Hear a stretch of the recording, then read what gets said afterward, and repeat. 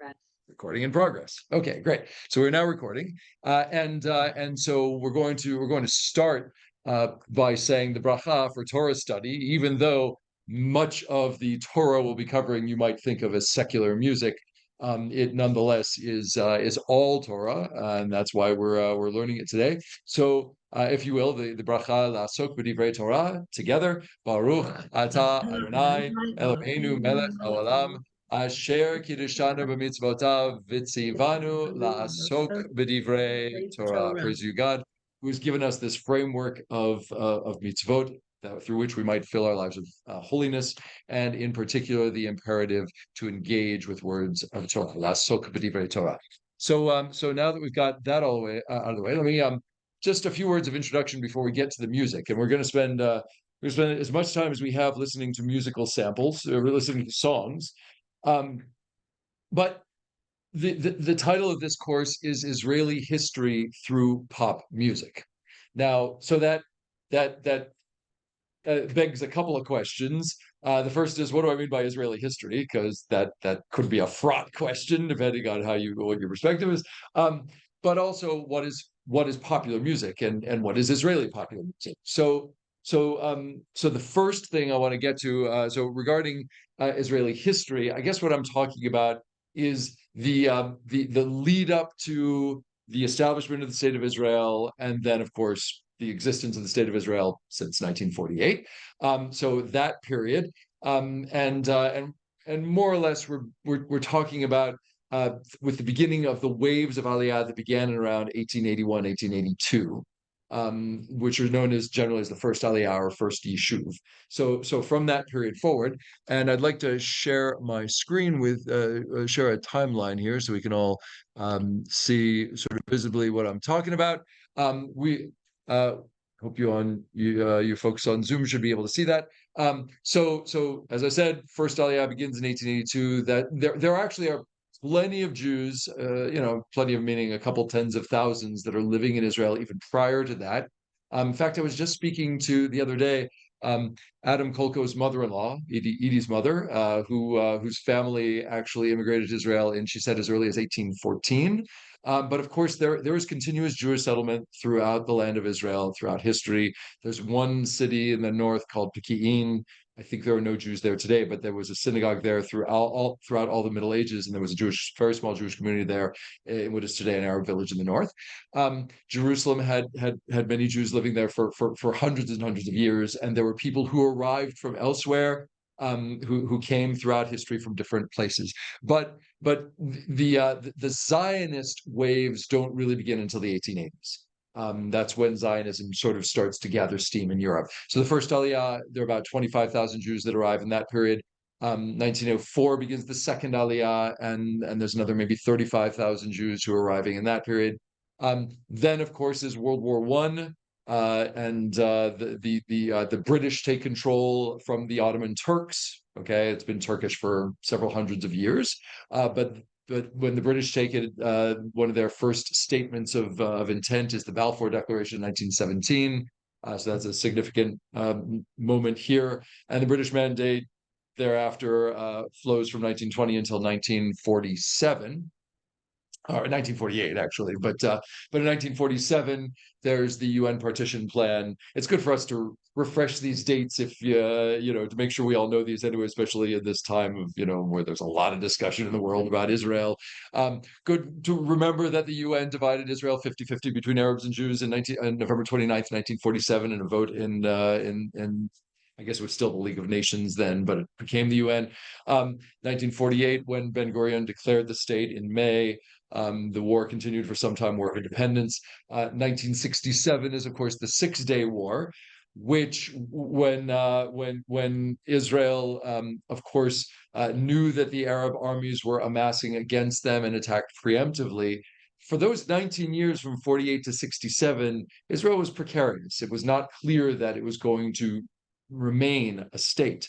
It was 1967, the Six-Day War, that sort of cemented Israel's place in the family of nations around the world, and sort of made it clear that this is not just a flash in the pan, but it's going to stick around for a while.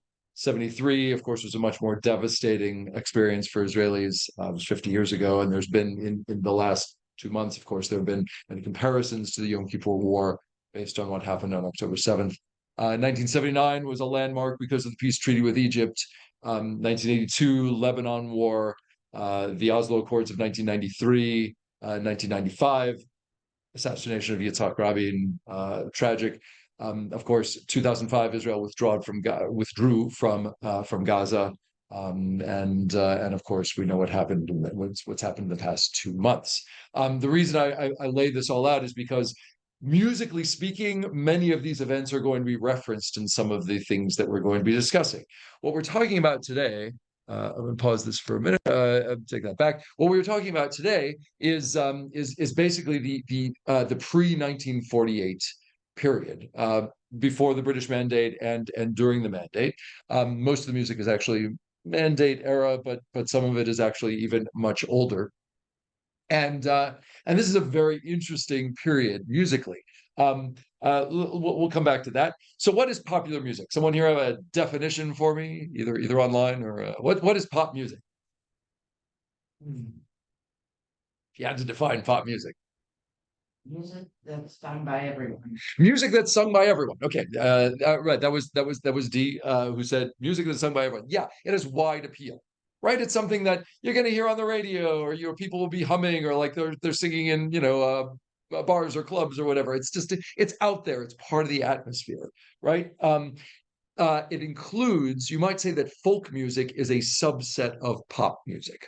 Okay, there are many types of pop music. What we call folk is sort of is related. It is certainly a part of that, and it's complicated to say that Israel has folk music because basically it's all kind of composed, in the modern period. Sometimes folk music are songs that are so old we don't know exactly how old they are. They come from the folk. They're sort of like they're just part of hardwired into it, like a particular culture. But in any case, folk music also has wide appeal, and it's just something that somebody's strumming a guitar and they're playing a song that everybody knows it's going to be a piece of pop or a piece of folk music. So when I say Israeli pop music, what do I mean? So this is we're referring here to music specifically produced by and for Jewish people living in the land of Israel.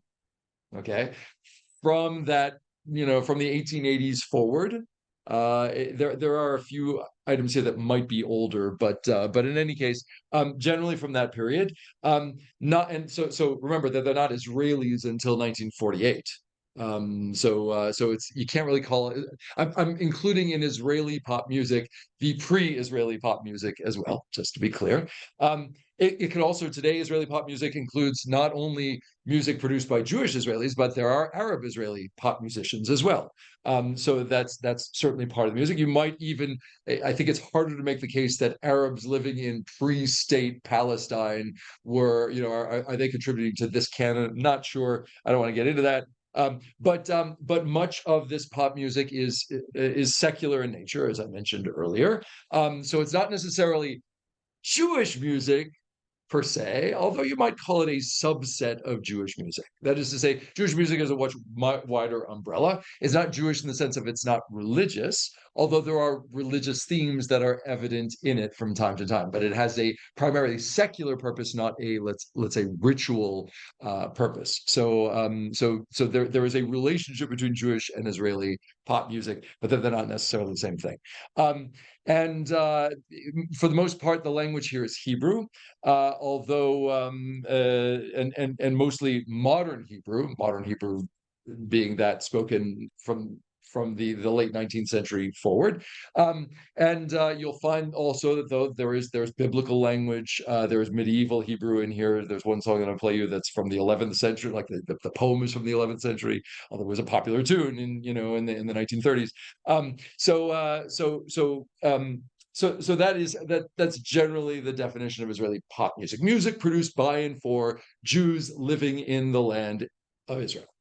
Any questions about any of that? You folks online, if you have a question, I should be able to hear you if you unmute and ask. Okay. much of what we're going to be learning over the course of this 5-session series is drawn from a course that I took when I was in my first year of cantorial school in Israel at the Schechter Institute for Jewish Studies, in a class that was taught by Dr. Edwin Sarusi, who is a professor of ethnomusicology at the Hebrew University in Jerusalem. And he also is the head of the Jewish Music Research Center, which is basically an archive that captures as much Jewish music as possible from around the world. They've got great resources in Israel, but it also talks about Jewish music all over the world. And they record and they notate, and so they've created this fantastic archive, and some of it is actually accessible online. So if you're ever interested in finding out anything about Jewish music, you should go to the Jewish Music Research Center's website and check that out. He also wrote, Dr. Sarusi also wrote a book called Popular Music and National Culture in Israel. It's not very interesting. It's got no jacket, so no, I was saying, but it's sort of an academic work. But he talks about the connection between pop music and Israeli identity. Israeli identity. And what you see as Israeli identity develops, remember that they're all coming from somewhere else. Well, not all, but most are coming from somewhere else. And so they're creating this new identity based on Zionist principles as they're moving forward. So what you'll see is that as Israeli identity develops, so too does Israeli pop music. Okay, and the pop music is kind of, it's a reflection, but it's also a focal point for the way that Israelis understand themselves. Okay, life imitates art, as we know. Who said life imitates art? I don't know. It's a sort of famous saying. So in some sense, the music that you will hear is both reflecting the experience of living in the land of Israel, and it's also kind of telling other people what they should think about living in the land of Israel and this new identity. Sarusi says that popular music is a major cultural tool in the construction of modern national, ethnic, and other collectivities, and in the evocation of a sense of place. So remember, they're all coming from somewhere else. They've got this. They're filled with Zionist fervor, and they create music to reflect that. Okay, and basically all societies do this. Although it's interesting because Israel, again, it's a new society, and they're creating a new Jew. That's very much part of their language. They, in fact, the way it's described by some is that the diaspora way of existence was abnormal. That is to say, it was not, it's Jews living in a foreign culture, but the Jewish society that they're about to build will be the normal Jewish culture, drawing on the writings of the Zionist thinkers of this time. And so in creating this sort of normal sense of what it means to be Jewish, they're also creating this, they're writing songs that reflect, and of course also poems and artwork and so forth. But it's intimately tied to the creation of this new Jewish identity to build this Zionist culture.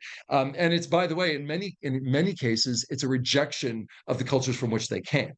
So part of building Israeli identity, of being the new Jew, is rejecting the formality of Europe, and it's rejecting the style of Europe, and it's rejecting traditional religious practice of the Jews of Europe. Even though they're creating this sort of new Hebrew culture, they like to refer to some of these places as Tarbut Ivrit, which means literally Hebrew culture, not Jewish culture. So they're actually creating this new idea, and they like using this idea of the Ivri, the Hebrew, as sort of symbolic of this new what will become an Israeli culture. There are three major currents in Israeli pop music, according to Sarusi, who I think has written the only book on this. But there are three major currents. There's Shirei Eretz Israel, the songs of the land of Israel, and that's primarily what we're going to hear today. And we'll hear some more in the next time as well. Then there's Israeli rock and roll. I would definitely hear some of that. That doesn't happen until much later. And there's also Musika Mizrachit, Eastern or Oriental music, which is another strain that develops, of course, primarily from immigrants from the Arabic-speaking countries, primarily Eastern countries. And so So those are the three major currents in Israeli pop music. We're going to be talking, as I said, we're going to start with the Shirei Eretz Yisrael, the songs of the land of Israel, which are part of this new Zionist creation. It's worth noting that, okay, again, we're pre-1948. There are no radio stations in Israel until the 1930s. Okay, so the primary vehicle for the dissemination of music is traveling musicians who go from kibbutz to moshav to village or whatever, and they perform at night. They develop a very Israeli activity called shira b'tzibur, public singing. And that's something that Israelis would do. And look, the early years in Palestine were very, very hard. It was not an easy place to live. It was swampland. There were even then uncomfortable relations between Jews and Arabs. It was not necessarily a friendly, welcoming environment. But one of their outlets was gathering together to sing, as very much part of this process of creating this state. Another phenomenon that you will see is that they're borrowing, even as they're rejecting Europe, they're borrowing melodies from their home culture. So they bring, if they came from Russia, they know Russian folk music, and if they came from Czechoslovakia, they know those folk songs, and so forth. Some of you may know, by the way, that the melody for Hatikva is actually is borrowed from a Romanian folk tune, which is captured in De Moldau. Who wrote De Moldau? It's Smetana.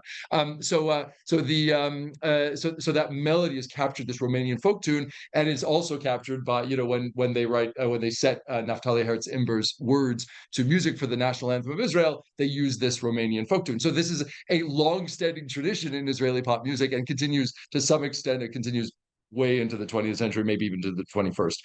But you'll hear the tradition, the modes of European folk music. Will also hear Arabic modes because they're hearing the Arabic songs of the people who live there, and they think, this is also part of the mix. We're in the Middle East. We are the new Hebrews, and in rejection of Europe, so going to borrow some of their music as well. Remember that music crosses borders very easily. Okay, there's such thing as pure music in any culture, because a good tune's a good tune. You all know this. You hear a good tune, you hum it, you sing it, and you share it with your friends, and that's very much a part of this process as well. Okay, let's I think that's probably enough enough introduction. I want to get to actually playing some music. I mentioned that these people are all immigrants, so they're some of the recordings that we're going to hear are actually made by people who remember singing them on kibbutzim and moshavot in the 1920s, and they were recorded by Dr. Sarusi and his team in the 1990s. So I'm actually going to be drawing from a recording that I have, a disc, a CD that captures this. But I wanted to start with something that actually is actually a more recent tune. Oh, I can't minimize Zoom on recording the meeting. Okay, sorry, hold on. I just need to go over here to make sure I've got the right thing. Yeah, so the first tune we're going to play, and then I have to share. The logistics of this are always complicated. So share this. Okay, so here's a tune that is recorded in the 1960s by Haparvarim, although the melody is, I think, very much not only is well known, but it also is it I think captures. It's actually late for the songs that we're hearing. This is it's written in 1934. It's called Shir HaEmek. And many of you will know this song. The Natan Alterman is an early Hebrew poet, writes the words. Dani Sambursky is a composer of the time, and it's already by 1934. It's somewhat nostalgic for the early days.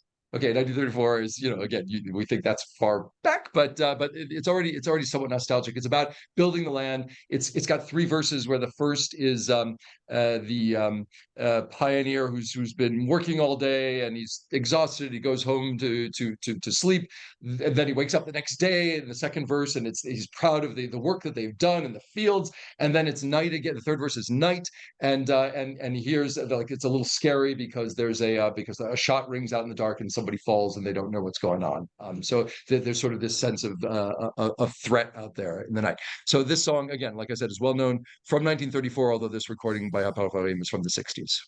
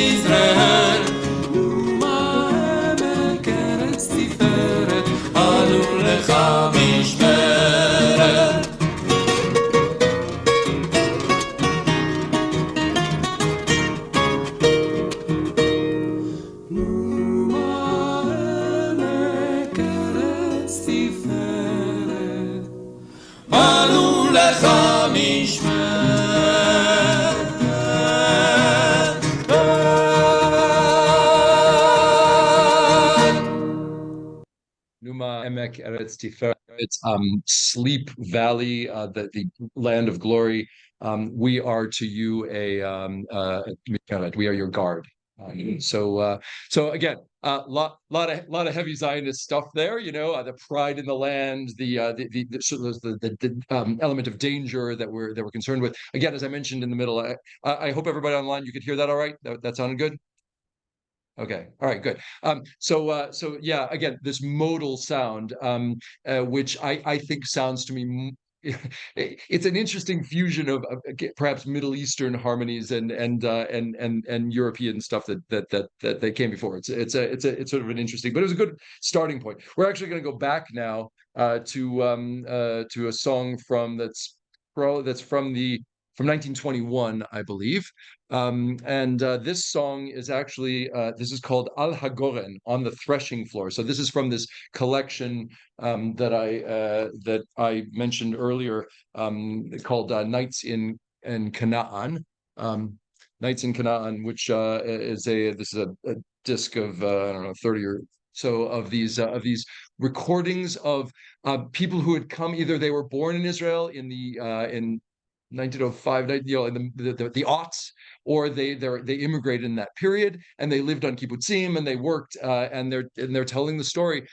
So when Sarusi and his team recorded them, they were in their 80s. And they went and they held these sessions where they found these old Zionists, early pioneers, and recorded them singing these songs. And so this first guy, his name is Yirmiyahu Rosenzweig, and he apparently, I remember Sarusi told us when he played this song for us, he was sort of like a legend, a Zionist legend. That he was just this he was always wandering and always like going from place to place and helping to build and create, and something of a what's the term for he was a romantic guy who I think was sort of legendary for his conquests or whatever. But in any case, this song is called Ala Goren Belel Levana, somewhat to the point, on the threshing floor on a moonlit night, and it is the threshing floor. So Goren is, by the way, that's a biblical word. You'll find Goren is the place. So you know what threshing is? You've ever seen threshing? Threshing is separating the wheat berries from the rest of the wheat that you don't need. You don't eat. And it's just basically a hard floor where you put all the harvested wheat on, and you have to use like a pitchfork to beat it to separate the wheat out. And so it was a standard feature of kibbutzim and moshavim at the time. And so what you're going to hear is him playing and recording and accompanying himself on accordion. And I got to find the right thing here. Okay, here we go. Let's see, Zoom, and I have to share sound, share, and this is it right here. Okay, so this is Ala Goren Belel Levana. 1921. He's 85 when he's this. Recorded in 1990. שמעתי מסיע בליל לבנה, סיפר על הגורן בחור לבחורה, לאור הכוכבים התלחשו הצעירים על הגורן בליל לבנה. בחור אמר לה טלי טולולו, והיא ענתה לו טוללי. נסנצו עיניים ונצמדו שפתיים על הגורן בליל לבנה.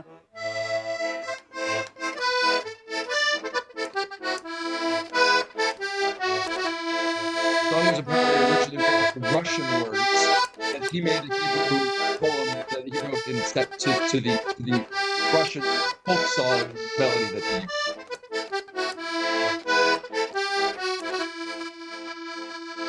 אסתרקה חמודה חמודה, מנאה וחצופה, למרים גזרן נאה, מחלפת שחורות נורא לגורן בליל לבנה. This is a period, by the way, where many of the immigrants would have spoken Russian or Yiddish or some other language, and they're making an effort to speak and sing in Hebrew. It's this period of Hebraization.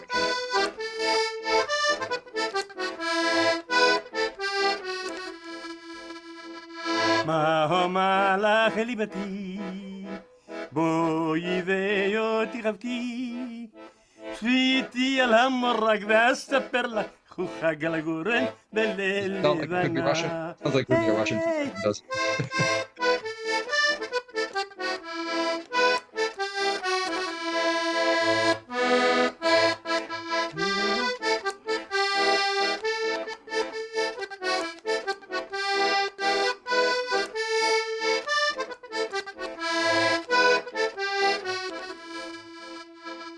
לא ינום ולא ישן, ינום ולא ישן, Psalm 121 ובגן, that we've been reciting. קרבין קלגה והשבריה בניצב לגורן בליל לבנה.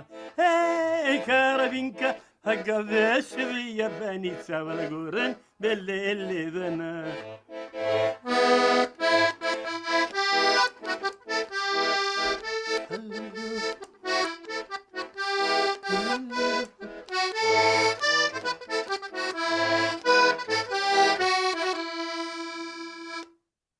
Okay. So again, this is this time of sort of like these traveling musicians. I don't know if he was one of them. I think it may have been part of his thing. But remember, this is way before there are radio stations. So like this is the kind of thing that people would sing at a shira b'tzibur, at a nightly song session. Yes, question. I have a question.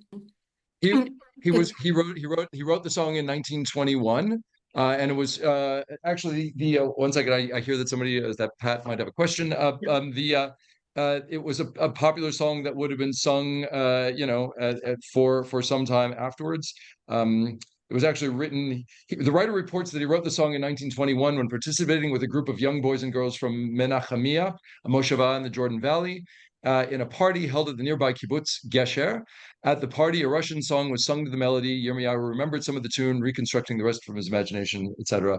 The melody has obvious Hasidic elements, again, musically, etc., etc. It was popular all over the country till the 1940s and has been revived in the last decade. The last decade being from the 1990s when this was published. Okay, question online? No, this is Pat. I have a question. Yeah. So what makes the music Hasidic?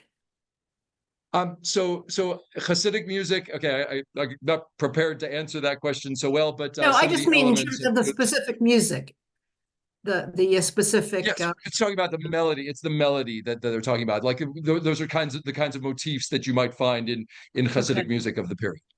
All right, thank you. Help?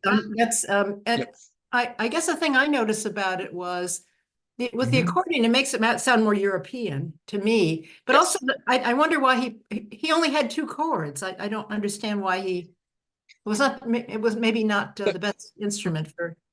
I The mean, rest of them had- accordions can play lots of different chords, but somehow he only Yeah. used 2 of them. Yeah, I can't answer that. I mean, it's not a complicated melody, but Yeah. but remember, Hasidic music is firmly planted in the cultures from which it emerged. So it's Hasidism emerges in Poland, Hungary, Romania, Ukraine to some extent, and so like the melodies are music that is drawn from that realm. Did you have another question? Yeah. There are many popular songs that have 2 chords. John Oh yeah. Working Class Hero Yes. has 2 chords until the final chord. Right. Mark Well, Perlin no, points out that I know that there are a lot of songs that only have 2 chords, but he needed a 3rd chord though. I mean, he only had Oh, yeah. he only had Okay. the tonic and the dominant and the subdominant. Given that he died in needed another one. 1996, it's a little late to right. Yeah, but thank you. I appreciate it. Yes, he could have used. Look, speaking musically, chording is sort of a judgment call. You can chord the same song multiple ways too. So that's all But right. Yeah. in his defense, Yes. the way he used chords on the one Yes. and Yes. and was rhythmically fantastic, and he spoke incredible musicianship. Right. Okay. Thank you. So again, look, we might differ on our opinions of the music. I'm just bringing you what I got. Okay. So here's another tune. This is called Chalamo Shel Poel, written in 1924 by Kalman Bar-Lev, and it's about challenges facing immigrants. And in particular, this one actually sort of captures an unusual phenomenon of the time, whereby there weren't a lot of jobs in Palestine at the time, agricultural or otherwise. And so remember that the kibbutzim and the moshavim, they're in far-flung locations. People who are living in the center of the country, if they can't find work, they're going to go and live at a moshav where they can get some work and the living is better. So this seems to sort of like highlight the moshav as a great place to live because the text says thousands of Hebrew pioneers came from all of their insignificant places. He's sort of dissing the rest of the world, all their insignificant places to the mother of the Moshavot, which is our Moshava, right? And we all went out to meet them, and they found a job. And at the committee house, they ate well, and they had meat and fish, and the wine is as good, is plentiful as river water. And the unemployed have moved from here. There's nothing left in Judea and nothing left in the Galil. He says the whole country is blooming now because of us, basically, and we've cured the diseases. So it's called Hachalomo Shel Poel, the dream of the worker. Okay, so this is, like I said, from 1924. So this is supposed to be It's supposed to be a dream. Yes. Not- It's not real. Yes, correct. It's so again, it's sort of like it's along the lines of maybe the Big Rock Candy Mountain, the American folk tune about like the hobo's dream. So it's something like that, except It's promotion. yeah, it's a promotion for the אונה רבותיי איתי אשר קרה, ואשר בחלומי אמש לי נראה. חלוצים עברים 2000 באו מכל אפסיים, באו מכל אפסיים, אל אם המושבות. לקראתם כולם יצאו, עבודה להם מצאו, ולבית עבדותם הזמינו. סעודה שמנה, בשר דגים, יין טוב כמי פלגים, בשביל כולם הכינו. מחוסרי העבודה עברו מכאן כליל, לא נשאר עוד ביהודה אף מה בגליל. הארץ כולה פורחת, לגמרי פסקה קדחת, לגמרי פסקה קדחת. תמו המחלות והכינין זה המר, תם מזל הוא כבר נגמר. טלה לי לה לה לה לה לה לם. So in Sarusi's notes, he mentions that that it's meant to be humorous. Of course, it is this dream, but it was very popular in the 20s and 30s. It was considered a regular laborer song. People maybe sang it while they were working. This melody he describes as part Hasidic and part klezmer. And again, I'm not familiar with sort of I can't parse that really, like which parts would be Hasidic or klezmer. But it was also it was used for a hora dance during the 1940s and 1950s, sung at kibbutz and charod, and they had different verses for it. In any case, it's a brief song which actually helped make it popular. It was also recorded ultimately. It was you could buy it on 78 at one point. Anyone here remember 78? Yeah. All right. Maddie is scratching her head. No, sorry, Maddie. 78 RPM record. It's final. I don't think those exist anymore. Okay. We had a few of them in my house. All right. Here's another one. Now, this I mentioned that we've got one song that's actually truly ancient. So what's interesting is not only are they writing new songs for the period, they're also using old Hebrew poetry. Remember, their goal is to revive Hebrew. So the words for this text are from the 11th century. It was some scholars thought it was Shlomo ibn Gvirol, one of the greatest poets of that period, but it's actually probably not him. The reason they think that is because his name, the words have an acrostic of Shlomo in the words. If you look at the text, it spells out Shlomo, but it's apparently not his work. Let me make sure I can find it here, and of course I can't find the song. Where is the song? Yeah. Like to keep to a simple vocabulary for the audience, or because that's the knowledge of Hebrew, or both? Because remember they're also creating. I'm sorry, they're gonna figure out how to get out of here. They're creating a new they're creating the language basically as they're speaking it. Now, at this point, Eliezer Ben Yehuda has published his dictionary, but it's a struggle to no one sits down at night and memorizes words from the dictionary. So the language is developing more or less. They're building the plane as they're flying it. Shiramayim. There we go. Let's try this.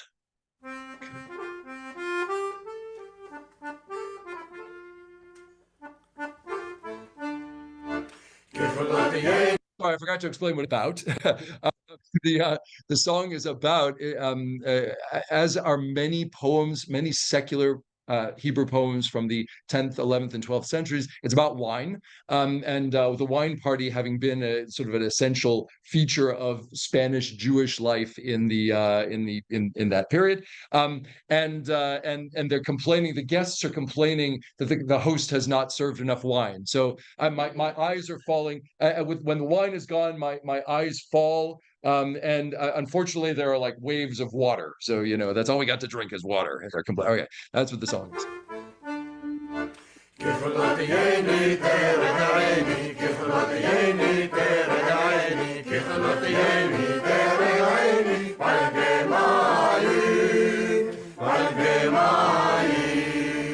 שבעימהם גיבורים ויחחידו מתשעים מסרים שבתו שירים כפי שרים מלא מים מלא מים ככלות יני תרני ככלות יני תרני ככלות יני תרני פלגי מים פלגי מים לחם לאוכל איך ינעם או איך מאכל אלך איך יטעם את בגביעים לפני העם יותן מים יותן מים ככלות יני תרני ככלות יני תרני ככלות יני תרני פלגי מים פלגי מים מים סוף בן עמרם הוביש ואורי מצרים הביש אך פי זה משה האיש יזל מים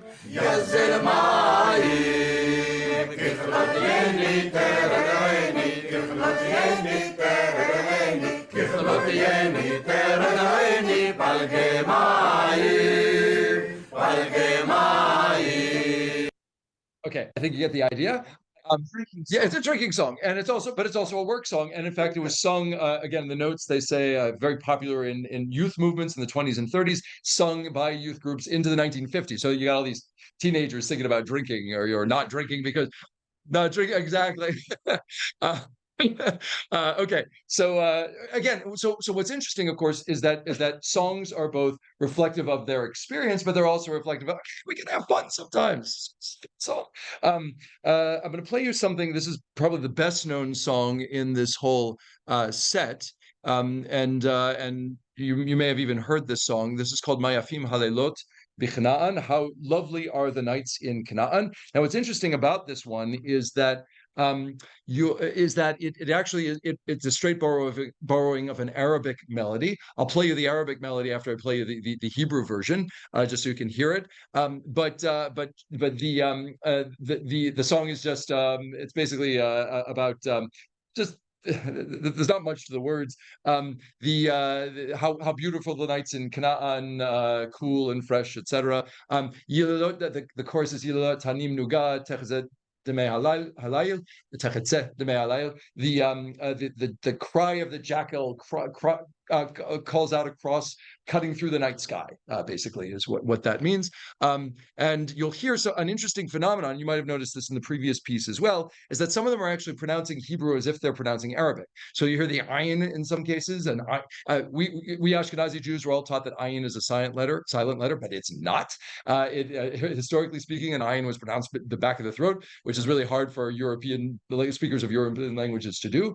So the word is ayin with that, and also sometimes they turn a vav into a w, which is also how it's pronounced in Arabic, and probably was pronounced that way classically in Hebrew as well. But this is, like I said, it's a good song. That's a lot. And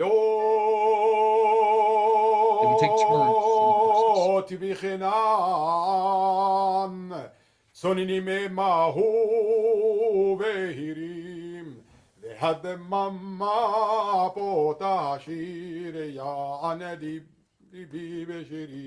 يليلات تنم نوغات حسنمي هاللايل يليلات تنم نوغات حسنمي هاللايل شو عليم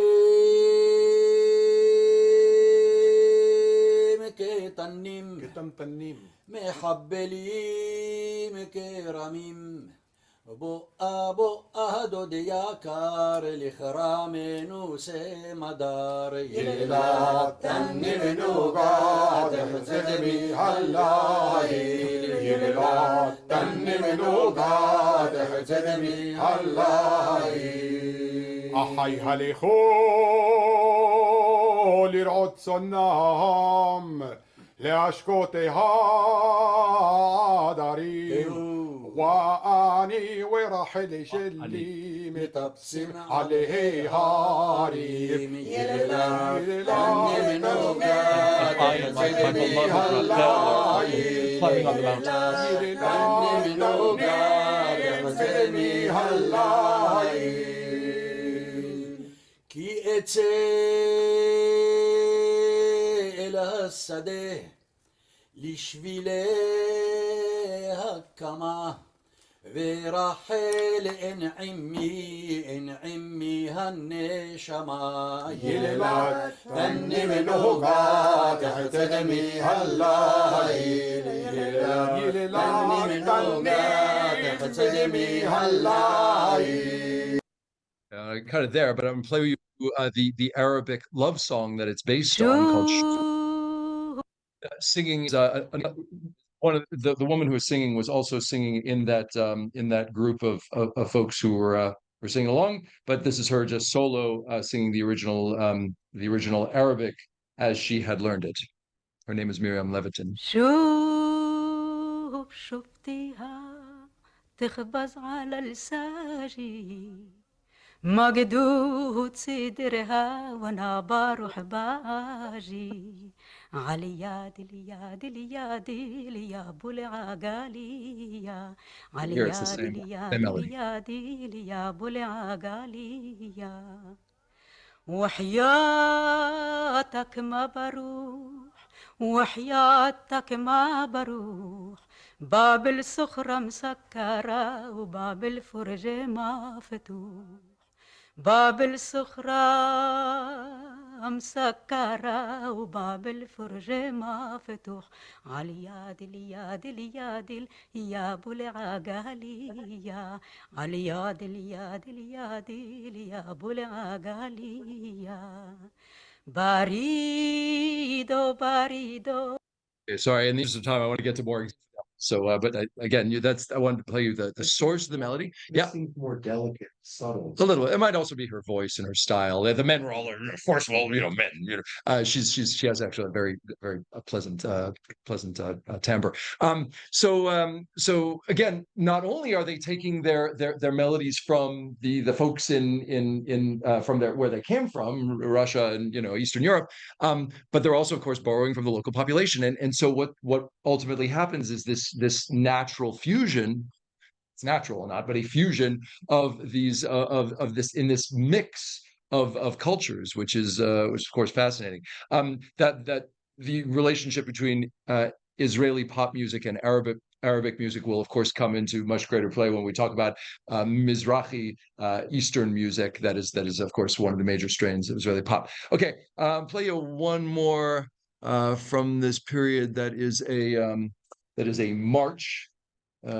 That is actually was sung by. There's a great story behind this. Do I have that here? That is a piece that is based on that is a marching song that was sung by Jewish troops who were singing. Remember that in World War II, so we're already in 1940s here, although the song is older. There are Jewish troops who were serving in the British Army. Because remember, Palestine is under the British mandate, and so what I love about this is that really it sounds like definitely a European march, but it's called Hoy Ima Zichri V'Shimrina, Mommy Keep and Remember. It's a song of the Jewish Brigade. Hoy Ima Zichri V'Shimrina, את חיוך הפרידה התמים, הם תמיד את ליבנו ירנינה, את שירת חלומך בכרמים, בנגינת געגועים למולדת, כך נצעד על הקרב מול אויב, כך נפרד גם מאמא הילד, כך הולך גם הבן האוהב, כך נפרד גם מאמא הילד, כך הולך גם הבן האוהב. He's talking about just as the love between a mother and child, that is to say, our motherland, Israel, and child. So too are we giving this to our children. Again, irony because they're fighting for the British, but they're singing about Israel. Well, yeah, but yes, correct. Okay, so I'll tell you what, we're gonna play another. I'm gonna go back to let's try this now to change. We had a friend in Israel, older man, and he was in the British Air Force. Yes. After the war, he and others took their planes and flew them to Israel. Right. As a gift. Right, as a gift. Okay, so this song is actually written in 1927 by Rachel, who's best known as being a poetess who was quite ill. She died young, but she was an immigrant from Eastern Europe who worked in the kibbutzim around the Kinneret, the Sea of Galilee up north. I gotta say, is one of my favorite Hebrew songs, of all of them. Ve'ulai lo hayu advarim me'olam. Maybe these things didn't happen at all. That I rose every morning to work hard in the fields by the sweat of my brow, and we would ride back. Maybe it didn't happen that we rode back on the truck, singing joyously with the sheaves of grain that we had harvested. Did I imagine this? Did I imagine my Kinneret? Or was it all just a dream? So this is actually a version by Arik Einstein, who actually he already had an established career when he started recording old Israeli music, and he has a series of albums, wonderful albums of this type of music, where he records in his style. So this is the recordings from the 1970s, but the song is from 1927.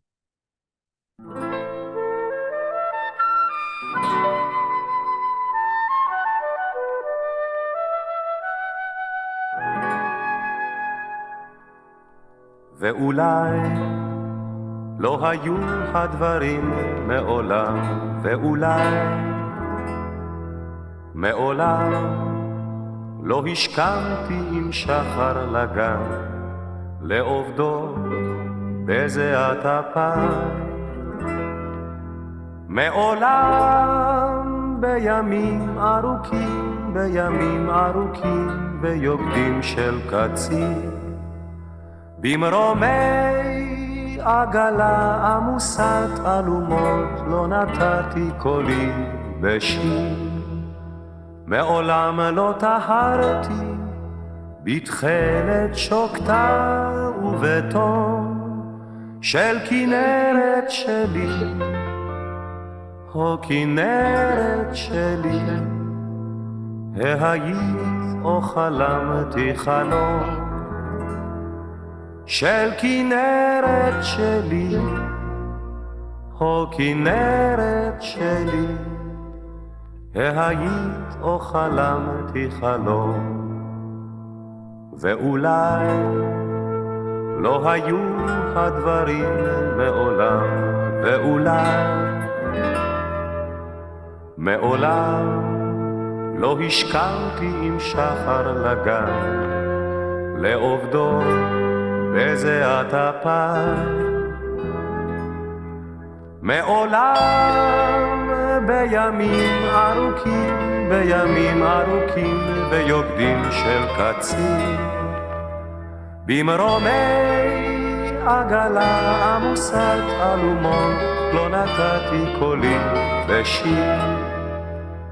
מעולם לא טהרתי בתכלת שוקתה ובתום של כנרת שלי, הו כנרת שלי, היית או חלמתי חלום של כנרת שלי, הו כנרת שלי, היית או חלמתי חלום.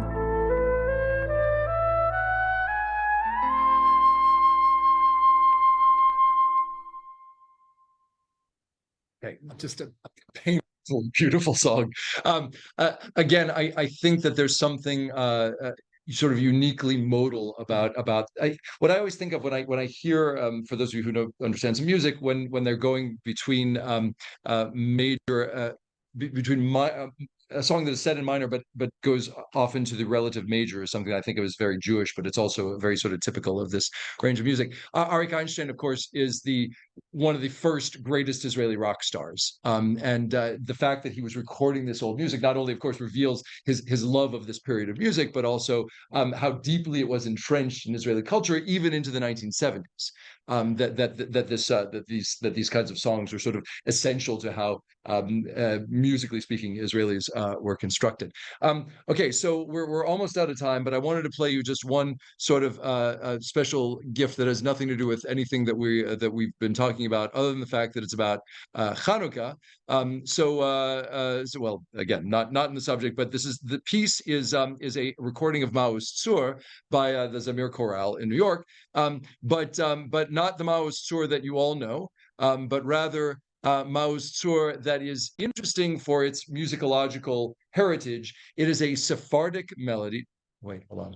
Yes, it is a Sephardic melody that is captured by the Italian composer Benedetto Marcello, who was a composer who lives in Italy in the I believe 17th century, and he writes music that 18th century, and he incorporates. He actually went and learned some Jewish melodies from the local community, and he captures some songs that are not recorded anywhere else in this great work of this sort of musical work. And so this is Mao's Tzur.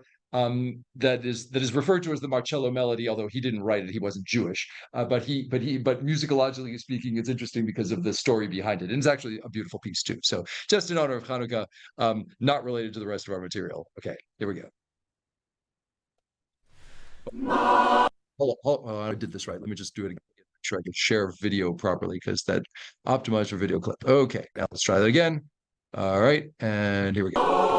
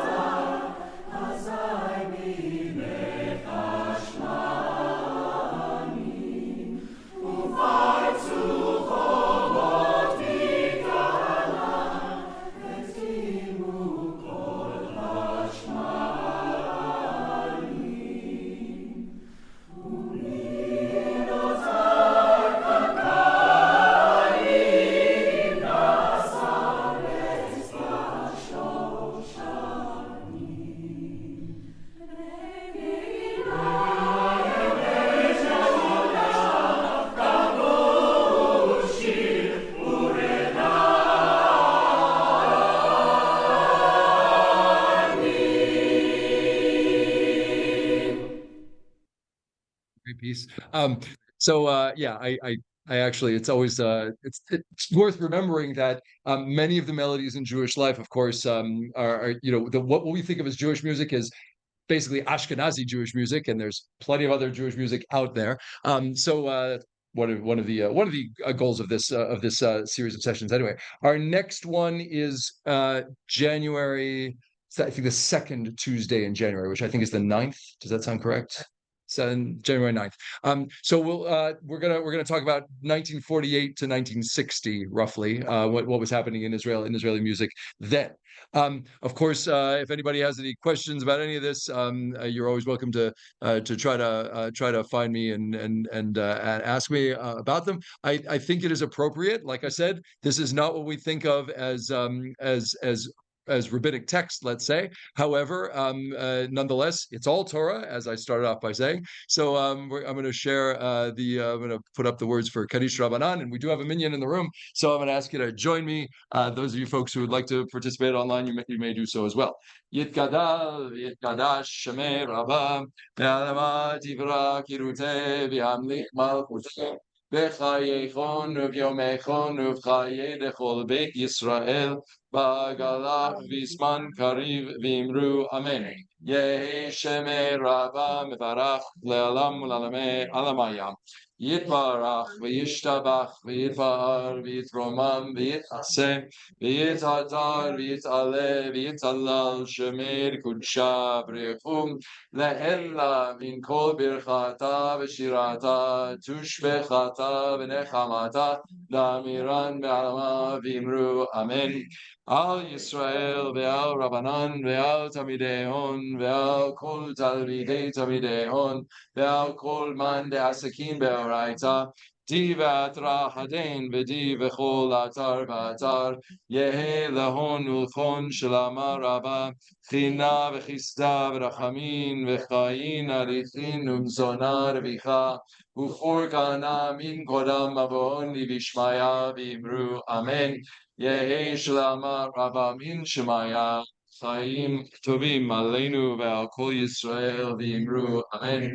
Oseh Shalom B'Ramav Hu B'Rachamav Yaseh Shalom Aleinu Ve'al Kol Yisrael V'imru Amen. I want to thank you all for coming and coming today. Those of you who joined us online, as well as those in the room. I hope you enjoyed this music. And there'll be plenty more. There's plenty more where that came from. And looking forward to hearing about the 1940s and 1950s. Enjoy. See you soon. Happy Hanukkah. Happy Hanukkah. Thank you. 6 candles tonight. Yes. All right, take care. See you soon. Thank you. Bye-bye. Watching chocolate and chocolate milk.